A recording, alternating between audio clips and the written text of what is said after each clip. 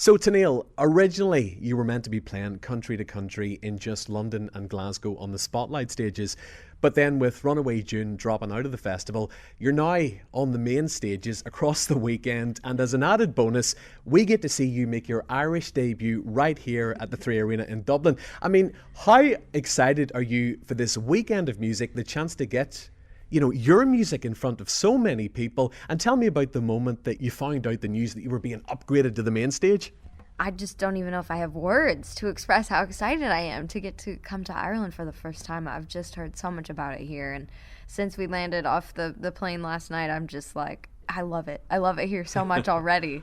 But yeah, when we found out we were getting to do Dublin and getting to play the main stage, I was like, oh my goodness. I was just so excited to get to come back over here. It's been so long since this was canceled in the first place and rearranged, and my heart's been just longing to get back over here and see everybody. So my excitement level just kept multiplying the closer we got to this, and finding out about main stage is such a dream. I can't wait to play music for everybody here tonight. The funny thing is, I'm just noticing this as I'm looking at you, with the red hair, you look more Irish than me. Woo! I thank you. I'll take it. That sounds great. So also tomorrow, you're playing a very special acoustic show in London at the O2 Blue Room with Caitlin Smith and Alex Hall. Tell me, I'm interested, do you prefer the full band, big arena shows, or do you like that sort of stripped down, intimate acoustic environment? I think my heart feels pretty split between them both, to be honest. This is my first time getting to bring my band overseas, so we're so excited to all play together, and I love getting to do shows like that. I love kind of just stomping around on stage and rocking out and doing my thing. And just as much as I love getting to kind of hold a room in the palm of my hand and feel like we're really connected with just a guitar and a song. So I love both of those moments. Really looking forward to tomorrow with my friends as well. And that one will be a bit more songs and stories and kind of just a little more casual and intimate feeling. And then tonight and tomorrow night in Glasgow, we're just looking forward to just bringing some great energy and hopefully lifting everybody's spirits. You talk about sort of the satisfaction and enjoyment in being back on stage, coming through the other end of the pandemic. I know in December you headed out on a headlining Canadian tour. In January you began touring the States. How gratifying has it been? Because there must have been a point when you were sitting at home going, am I ever going to perform in front of an audience again? Oh, absolutely. I know. I mean, I think everyone's worlds were so completely turned around. And for me, before the pandemic, being home for a couple of days to do laundry was so disorienting. I just love to be on the road. And so that whole time was just, it felt so long, and my heart was so ready to get back to it. So it's been just incredible getting to see people out at shows. And, we've had the absolute honor of opening up for so many of my heroes and friends on tours and meeting their audiences and watching and learning, and being able to do our very first headlining touring this year has just been an absolute dream to kind of see in these small clubs our community coming together of people I've met at shows, and seeing familiar faces and people who are singing the songs at the top of their lungs. And it's oh, this is so beautiful. I'm so glad that the songs have connected us. So it makes me so happy that my music is a place where we can all come together through. Something you brought up there, I know last month you got the opportunity to open some shows for Reba, and you opened for George Strait in Las Vegas. I mean, talk to me about that. I don't even know what to tell you. I mean, it was such an honor to take those stages and to watch from just true legends who have just completely paved the way for so many people to follow. And I loved watching both of their shows so much and meeting them. They were both incredibly kind, and singing along to all those George Strait songs is how can one person have this whole collection of songs? And standing there watching Reba, I mean, she's one of my just absolute idols of entertainers. Seeing her show like that was so inspiring. She has this way of just bringing everybody in, and, the slightest of movements is just commanding the entire arena, and it was just fascinating to watch. So I loved them both so much. Are you like a sponge watching them from the side of the stage? Oh, absolutely. Anybody I get to open for, it's what a dream to get to kind of get an entire education of watching these entertainers and the way that they make the audience feel a part of their show. Everyone has such a unique style and way of doing that. And my band and I, our favorite place to stand is front of house, to be able to watch the show and see what everybody's doing and put a bunch of things in our pockets to use again down the road. So I love it. It's my favorite place to be. The last time we spoke, you elaborated about the last two releases, When's It Gonna Happen and Villain in Me, and you talked a bit about how your songwriting has, to a certain extent, shifted and become a lot more reflective and confessional. How have you found that then translating to the stage? Is it creating a different dynamic? It is. I mean, to be honest, it's been such an encouraging dynamic to see people, singing, some of them singing some of these brand new songs. It's like, okay, wow, this is so exciting.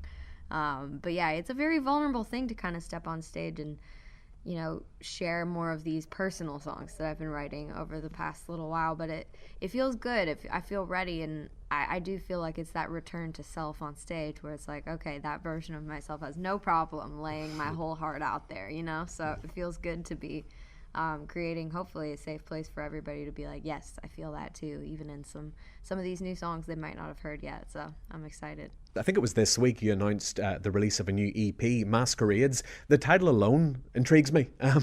Talk to me a bit about this one. Again, are you working with producer Jay Joyce? This is actually a collection of different producers. All of these songs were created through the distance in the middle of the pandemic, most of them over Zoom, where I would record the vocals and send it to my co-writer or producer. So most of the songs all have their own kind of unique creative team. So it's kind of been this patchwork quilt of this time of such, I think, honest, vulnerable songs coming together to create Masquerades. So, I mean, I love what these songs represent in this new season and window of my life that I'm looking through right now, and kind of learning how to set that mask down that I think we all kind of hold up in some way. For me, a lot of times silver linings or like staying on the bright and sunny side is very much something to kind of just tuck away some of the emotions behind. But music's my safe place to kind of move those forward, and I'm walking through right in the middle of that right now, and it's terrifying and exciting, and I could not be more ready to share this first collection of songs I've been working on. Last October you released a 4-track Christmas EP, which I really loved. Thank you. Would you do another one? Would you even expand that into a full-length album? Absolutely. My hope is that every year around the holidays we get to do a little bit more music, so I look forward to getting to look at some more of those maybe this year. Okay. On Monday night, you performed on the red carpet at the ACM Awards, and tell me about how fun that was, but also, even with the time difference, I stayed up like a lunatic to watch it.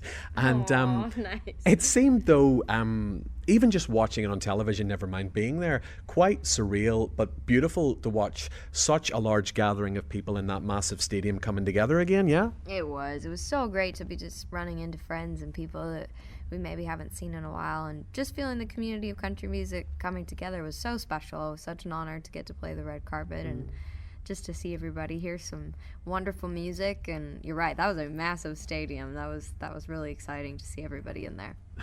I'm maybe a wee bit late to the party, but I only really recently discovered this story that when you were 9 years old, you were, in the same way that I sort of loved like Michael Jackson, you were madly into Shania Twain. I was, and your parents took a 5-hour road trip to take you to see Shania in concert. You held up a sign, and she brought you up on stage and you sang with her. Firstly, what did you sing? And also, have you seen her since? And is she aware that now of who you are?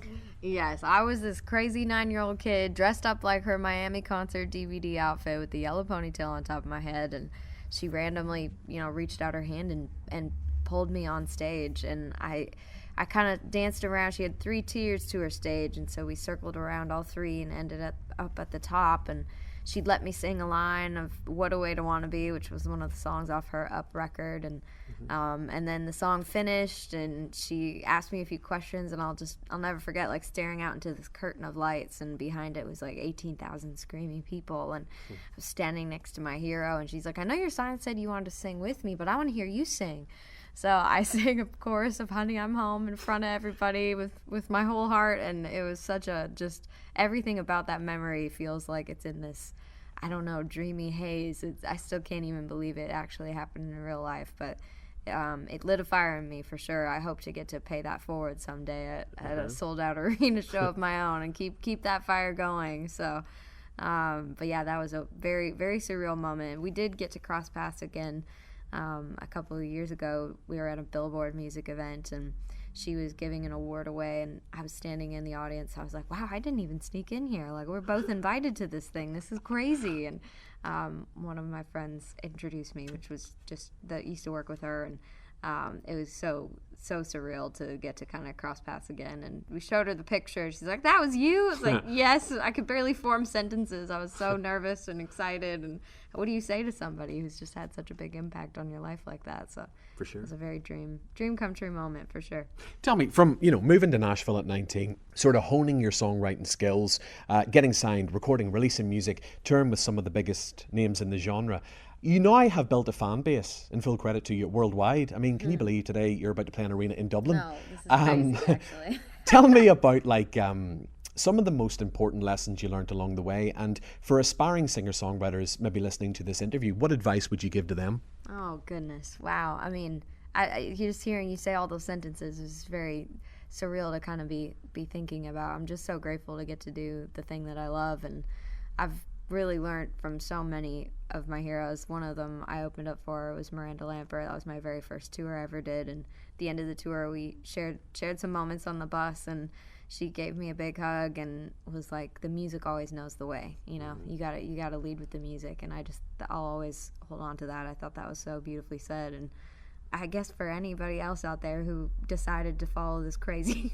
dream, I'd just say keep writing your truth. Nobody sees the world quite the way that you do, and we all have sort of this unique little window to share our perspectives and our heart from. And it's a pretty cool thing to get to do. It's a very brave thing to do, I think. So just keep showing up, Tell me, Keith Urban has been very vocal about how much he loves your version of Stupid Boy. And I know back in January of 2020, you got to open for him during his Las Vegas residency. Tell me about the moment he popped up on Zoom and told you you were the 2020 ACM New Female Artist of the Year. Honestly, that moment completely caught me off guard. We were doing so many Zoom interviews during that time about the record, The Lemonade Stand, and it was on the calendar, popped up to be a Radio Disney interview, and I was ready to answer some questions, and all of a sudden Keith Urban's face, pops on the screen, and I just about fell off the chair. I was like, what are you doing calling on this screen? It was so strange, but he delivered the very exciting news about new female vocalists, which, yeah, I'll just never forget that moment as long as I live. I look up to him and his music so much. He's just such a joyful spirit to watch on stage, and you hear it through his music, and opening up those shows was really a blast and a dream, and hearing that news from him was just so cool. I'll never forget it. Correct me if I'm wrong, but I believe you've now won, is it 10 CCMA awards? I mean, I guess you're right. That's insane. See, this is a good problem to have when you don't even know. So this is the Canadian Country Music Association. The reason I'm bringing this up is it seems like in very recent times there's more Canadian artists crossing over onto mainstream American country. Off the top of my head, Lindsay L, Mackenzie Porter, Tay Bay, Tenille Townes. Yeah. Because Irish country, and I don't know how much you're aware of that, it's very different than American country. It's more sort of fiddle and traditional. Is there a standout obvious difference between American and Canadian, or are they fairly similar? I have to say, to me, music is music. I love hearing that about sort of the Irish roots of country music, and I think about the music I grew up, sort of driving around with my grandparents. We were just singing at the top of our lungs to all the Dolly Parton songs. And what I've learned traveling around is there's such a common theme in country music of stories and of real people, and this sense of home without having to have any location attached to home. There's just such a familiar feeling around it that's like, oh wow, I feel that too. And you could be from Ireland, you could be from Grand Prairie, Alberta, or from Nashville, Tennessee, and like the location might be different, but the feeling is the same. And I love that. I love feeling that sense of home inside this music anywhere that I travel. Footage of you performing Jersey on the Wall is in the 2019 documentary film about the Bluebird Cafe in Nashville. I love your performance. I love that movie.